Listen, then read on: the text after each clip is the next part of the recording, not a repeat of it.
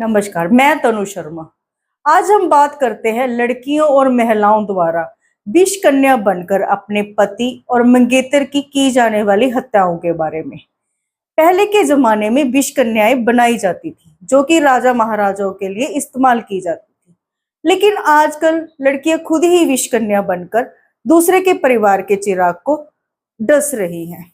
जैसे कि आजकल केतन हत्याकांड सोशल मीडिया पर जोर शोर से सुर्खियों में है, जिसमें कि सिया अग्रवाल ने अपने प्रेमी चेतन के साथ मिलकर अपने ही मंगेतर केतन अग्रवाल को रास्ते से हटाने के लिए पहाड़ी से धक्का दे दिया। उसने ये काम पूरी प्लानिंग के साथ किया था। उसको मारने की 4 बार कोशिश की गई।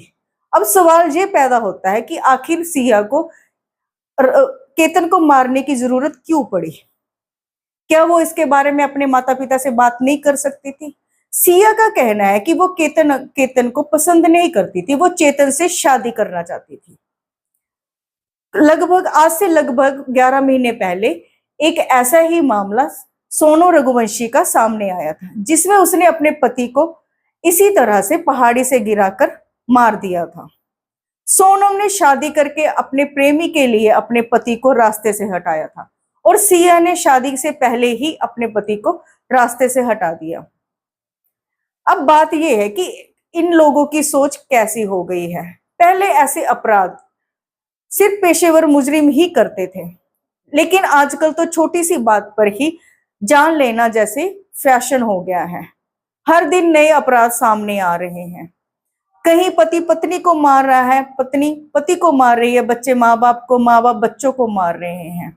आखिर हमारे समाज में ये चल क्या रहा है? इसके लिए कौन जिम्मेदार है? इंसानियत शर्मसार हो रही है। पहले लोग अपने घरों में अपनों के साथ खुद को सुरक्षित महसूस करते थे, लेकिन आजकल बाहर वालों से ज्यादा खतरा घर वालों से ही हो गया है। हमारे समाज में शादी उत्सव है, दो इंसानों के नए सफर की शुरुआत है। शादी 2 दिलों का, 2 परिवारों का, 2 इंसानों का मिलन है। सिया और सोनम का प्यार पूरी तरह फिल्मी और नाटकों पर आधारित था। उन्होंने इसको पाने के लिए पूरे फिल्मी अंदाज में कोशिश की। ये किसी हॉरर मूवी से कम नहीं है। सिया और सोनम जैसी मानसिकता वाले लोग जो कि ये सोचते हैं कि किसी को रास्ते से हटाना बहुत ही आसान तरीका है, बजाय इसके कि अपने परिवार वालों से बातचीत की जाए। लड़की के परिवार वालों को ध्यान रखना चाहिए कि अगर उनकी लड़की बिगड़ रही है, विष कन्या बन रही है, तो वो किसी दूसरे परिवार के लड़के की जिंदगी बर्बाद ना करें। अगर वो किसी लड़के से प्यार करती है, उसको शादी करना चाहती है, तो माँ बाप की जिम्मेवारी बनती है कि उनके ऊपर प्रेशर ना बनाए और उनको जहां चाहे शादी करने की इजाजत दे सके। इससे क्या होगा कि किसी दूसरे के परिवार का चिराग बुझने से बच सकता है। एक जमाना था जब लोग लड़कियों की शादी करने से डरते थे कि ना जाने कैसा परिवार मिलेगा। दहेज के लिए लड़कियों को बलि चढ़ा दिया जाता था और आजकल लोग लड़कों की शादी करने से डर रहे हैं।